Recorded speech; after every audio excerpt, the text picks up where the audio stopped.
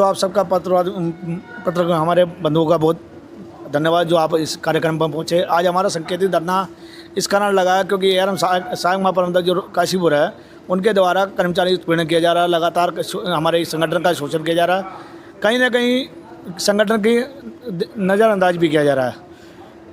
ये आप पत्र दे सकते हैं। एक पत्र ये जारी हुआ संगठन के द्वारा 20/6/2026 को, एक पत्र जारी हुआ 20/5/2026 को, और उसके बाद एक पत्र जारी होता है 21/7/2026 को। उसके बाद एक पत्र अभी फिर जारी करते हैं हम 11/7/2026 को, 11/8/2026 को। उसमें हमने इनको कुछ मांगे बताई, मांगों के बारे में हमारे कई बार वार्ता है, इन्होंने आज तक वार्ता नहीं की, संगठन को समय नहीं दिया गया। कहीं ना कहीं इनके द्वारा एक संगठन को, विशेष संगठन को बहुत ज़्यादा बढ़ावा दिया जा रहा है और उन्हीं की मांगे मानी जाती है। कहीं ना कहीं ऐसा होता है कि उन्हीं संगठन विशेष के कारण ये जो भी कार्य करते हैं उन्हीं के दबाव में करते हैं। अभी ये 11 तारीख को हमने पत्र जारी किया और इनको कई बार मेरे द्वारा, मैं क्षेत्रीय मंत्री कर्मचारी यूनियन से मैंने कई बार इनको फ़ोन किया, मैंने साहब ऐसा है आपके यहाँ पत्र आ रखा है, धरना धुरना ना लगे, आप पहले इससे वार्ता कर लीजिए। इनके द्वारा समय ना देकर आज हमारा धरना था, संकेतित धरना 10 बजे से सुबह, इनके द्वारा आज दिनांक के लिए 1 बजे वार्ता बुलाएगी। जबकि अगर ये चाहते, अगर इनकी धरना स्थगित करने की या कर्मचारी के हित में काम करने की इच्छा होती तो ये कल की वार्ता बुला सकते थे, आज सुबह 10 बजे भी वार्ता बुला सकते थे। लेकिन तो इन्होंने ये जानबूझकर हमारा धरने को असफल करने के हेतु ये एक रचना का कर्म किया कि 1 बजे इनको वार्ता के बुलाऊं, जिससे कि कर्मचारी यहाँ बैठ ना पाएँ और मेरा जो है मेरा मतलब बाबा बनी रहे, मैं इनका काम ना करूँ। कहीं ना कहीं हमारा सबसे ज़्यादा रोष ये है कि आप संगठन को समय नहीं दे रहे हैं, कर्मचारी हित में कार्य नहीं कर रहे हैं, और कहीं ना कहीं एक विशेष संगठन के उसमें आप जो कार्य कर रहे हैं वो कर्मचारी को बिल्कुल पसंद नहीं आ रहे। विशेष मांगे क्या है? विशेष मांगे हमारी पत्र में क्या मांग कर रहे हैं आप? देख रहे हैं ये काशीपुर डिपो जो है बदहाल स्थिति में, बिल्कुल बसें यहाँ है नहीं। सबसे पहले आपको बता 3 महीने से वेतन नहीं आए। ये सब कर्मचारी लगभग विशेष श्रेणी कर्मचारी हैं, एजेंसी के माध्यम से हैं कुछ। इसमें रोजगार मतलब 1000-1500 रोज़ की अगर बन जाए तो बहुत बड़ी बात है, लेकिन मेरे हिसाब से महीने में 15,000 रुपये तनख्वाह बनती होगी इनकी। अगर 15,000 में इनका रोजगार नहीं चल पा रहा है और 3 महीने से आप तनख्वाह नहीं दे पा रहे। अब रक्षाबंधन का त्यौहार आ गया है, बदहाली ये है कि आपका शौचालय नहीं है, व्यवस्था नहीं है, सवारी नहीं आ रही, आपके बस स्टैंड में सवारी नहीं आ रही और चालक परिचालक को आप चार्जशीट दे रहे हैं कि आपकी गाड़ी में सवारी ये नहीं है। आप कहाँ से, अरे यात्री कहाँ से लाएगा? आप सबसे पहले हमारे यहाँ रुद्रपुर में और अन्य जगह डग्गामारी पे कार्य चल रहा है, किंतु यहाँ काशीपुर में बिल्कुल डग्गामारी चरम सीमा पे है। बस स्टैंड के बाहर बिल्कुल बसें भरी जा रही हैं, टांडा चौराहे पे प्राइवेट बसें लग रही हैं उस पर कार्रवाई नहीं की जा रही। चालक परिचालक पे चार्जशीट लगा देंगे, उनका रूट ऑफ कर देंगे, उनका रूट बदल देंगे, उनसे कहेंगे भैया ऐसा। एक अभी हम परिवहन निगम ने बहुत ही एक घटिया, जिसे मैं कहूँगा, एक आदेश निकाला है जो कि कर्मचारी हित में बिल्कुल नहीं है। क्योंकि ड्राइवर जो है, चालक जो है 8 घंटे की ड्यूटी करता है कायदे में अगर श्रम कानून के अनुसार माना जाए तो 8 घंटे की नहीं, शेयरिंग की ड्यूटी 6 घंटे की ड्यूटी होती है। लेकिन हमारा चालक 24 घंटे, 12 घंटे, 8 घंटे से ज़्यादा वो करता है। उसको अब डीआर ख़त्म कर दिया गया जी, आपका डीआर नहीं लगेगा। आपको ओवर टाइम तो पहले इन्होंने ख़त्म कर दिया था, लेकिन आप डीआर भी ख़त्म कर रहे हैं। क्या आप उस चालक को मारना चाहते हैं कि वो आज ड्यूटी करके आया तो कल फिर जाएगा? उसको उसका शरीर नहीं है, उसके बच्चे परिवार नहीं है, वो उसको नहीं देखेगा। इसी चीज़ की इन्हीं मांगों को लेकर सैलरी लेट हो रही है, इसका क्या कारण है? आपको कोई कारण बता रहा है निगम और हमारा गवर्नमेंट जो है कोई इसका कारण नहीं बता पा रही, क्योंकि कहीं ना कहीं इसमें मेरा अपना मानना है कि डग्गामारी बहुत ज़ोरों शोरों पे चल रही है। लेकिन फिर भी चालक परिचालक की कोशिश जो आज डिपो स्तर पे बहुत अच्छी इनकम आ रही है, बहुत मतलब कड़ी मेहनत करते हैं चालक परिचालक। बारिश में, धूप में कड़ी मेहनत करने के बाद भी डिपो को इस स्तर पर लाते हैं कि नुकसान ना हो। गाड़ियाँ लगभग भरपूर अच्छे उससे चल रही है। लेकिन सबसे बड़ी दिक्कत ये आती है, गवर्नमेंट कहीं ना कहीं योजना तो चलाती है, लेकिन उसका योजना का फायदा आम जनता को होता है। हम कहते हैं आप योजना 10 और चलाइए, लेकिन हमें समय से वेतन दीजिए। जैसे आपको अभी मालूम होगा रक्षाबंधन आ रहा है, रक्षाबंधन पर महिलाओं को फ्री यात्रा हर साल कराई जाती है, किंतु उसका भुगतान बहुत टाइम बाद किया जाएगा और तब तक के लिए हमारा वेतन रुका रहेगा। ये कोई उचित नहीं है, क्योंकि चालक परिचालक जिस तरह से मेहनत कर रहा है, आप देखिए बारिश हो, धूप हो, कुछ भी हो, वो अपने बच्चों का और परिवार का पालन पोषण नहीं कर पा रहा। कहीं ना कहीं उसे उधारी उधारी बहुत ज़्यादा मार रही है इस समय। आप ये मान लीजिए जब 3 महीने का वेतन नहीं आया, कहीं ना कहीं जो 15,000 का वेतन पा रहा है कर्मचारी, वो उसके सिर पे उधारी बहुत ज़्यादा हो रही है। क्योंकि राशन सबसे बड़ी आपको मैं एक बात बताता हूँ, जैसे काशीपुर डिपो और रुद्रपुर डिपो, एक ही कुमाऊँ में 8 डिपो हमारे, 8 डिपो में एक दिन तनख्वाह नहीं आएगी।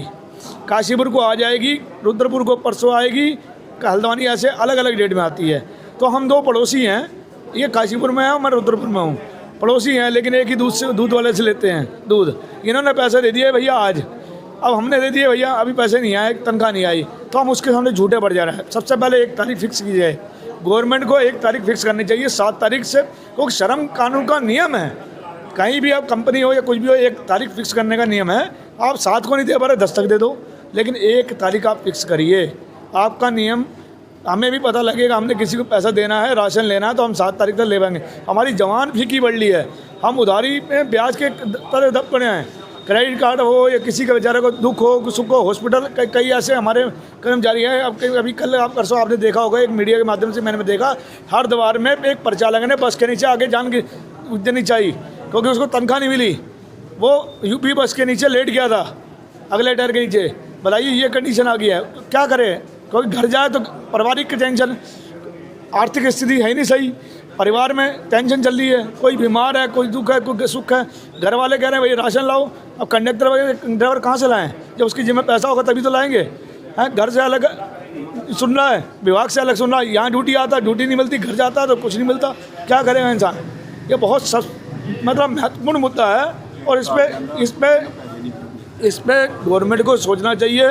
उसको गवर्नमेंट को एक मतलब पूरे उत्तराखंड में नहीं तो कम से कम रीजन के हिसाब से 1 तारीख को जो भी तारीख आप निश्चित करें उसमें तनख्वाह देनी चाहिए। धन्यवाद साहब। तो ये जो धरना आपका चल रहा है, ये कब तक है? ये आज तो हमने आंशिक रूप से दिया है, क्योंकि आज हमारी 1 बजे वार्ता है।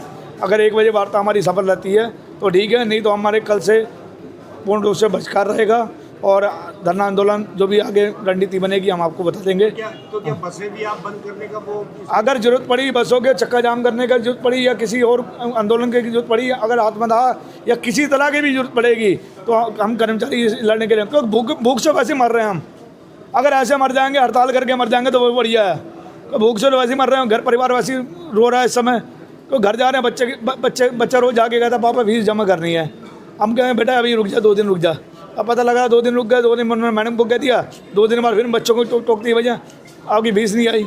बच्चों का आप देख लो, टेस्ट चलने हैं, पेपर आने वाले हैं, बहुत बुरी कंडीशन है। कई के बच्चों के पेपर भी रुक गए हैं। तो ये कंडीशन से हम बहुत ज़्यादा जूझ रहे हैं। सबसे ज़्यादा हमारी जो है आर्थिक स्थिति बहुत ज़्यादा ख़राब हो रही है, और सबसे ज़्यादा हमारी छवि ख़राब हो रही है।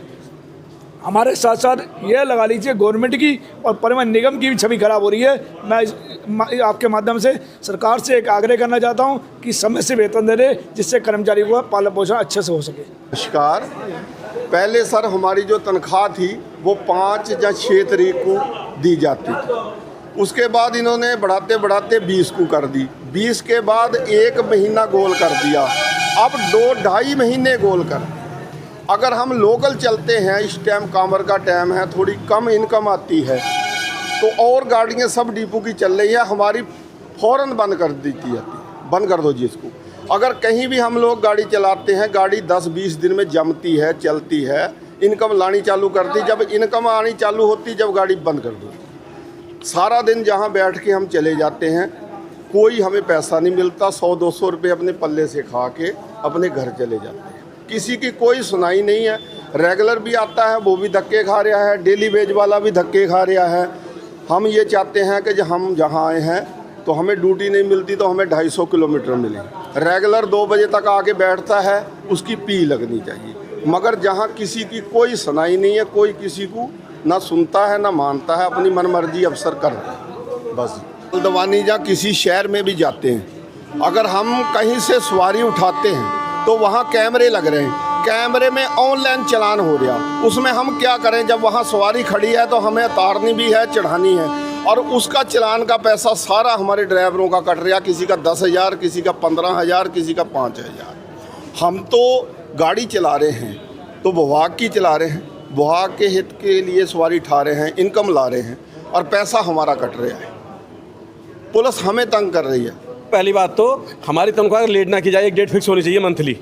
यदि डेट पे हमारी तनख्वाह नहीं मिलती है, जितने दिन भी, चाहे महीना 2 महीना, जितने दिन भी लेट होगी उसका हमें ब्याज मिलना चाहिए, सबसे पहली चीज़। दूसरी, कोई भी हमारी झूठी कंप्लेंट कर देता है कहीं से भी, ये उठाए हमारा बैग बंद कर देते हैं या रूट चेंज कर देते हैं, उससे कंप्लेंट लिखित में कराइए आप और उससे 2000 रुपये जमा कराइए, फिर हमारी हेयरिंग कराइए। यदि हम दोषी पाए गए तो हमारा नुकसान हो रहा है दिहाड़ी का, हम माफ़ी मांगे, जो भी हमारी मतलब फैसला जो सरकार को मंजूर होगा वो लेंगे।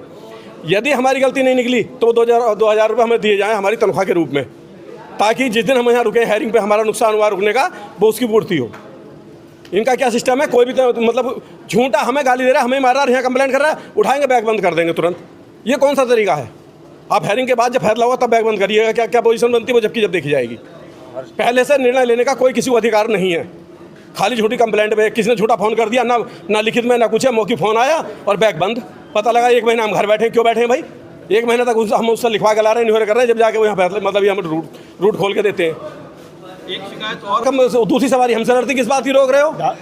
ये कहते हैं तुमने गाड़ी कैसे लेट करी, क्या दूसरा एक क्या ढाबे पर रोकने की, जो ढाबे पर रोकते हैं उसमें तो होता ही नहीं। ढाबे पर रोकने की व्यवस्था तो है, जहाँ भी हर रूट पे वो भी नहीं है, हरिद्वार रूट पे ढाबे की व्यवस्था कोई नहीं है, कहीं भी रोकते हैं। एक सवारी तो करी हमें रोक, हमें टॉयलेट लग रही, दूसरी लड़ती है कि हमें लेट हो रही है, हमें गाड़ी को रोक दी तुमने, वो हमें कहते हैं उठाए, वो इनसे शिकायत कर देते हैं, साहब ने जगह जगह गाड़ी रोक दी, ये हमारे खिलाफ एक्शन लेते हैं। ये कभी नहीं कहते कि क्यों रोकी तुमने गाड़ी, कभी कोई हमसे पूछा नहीं जाता, ना कोई कारण पूछा जाता है, ना कुछ लिखित में जवाब दिया जाता है, ना कोई प्रश्न करते हैं, सीधा बैग बंद हर बात पे। किसी भी तरह की झूठी कंप्लेंट, किसी का फ़ोन किसी के खिलाफ भी आ जाए, सबसे पहले उसका बैग बंद होता है।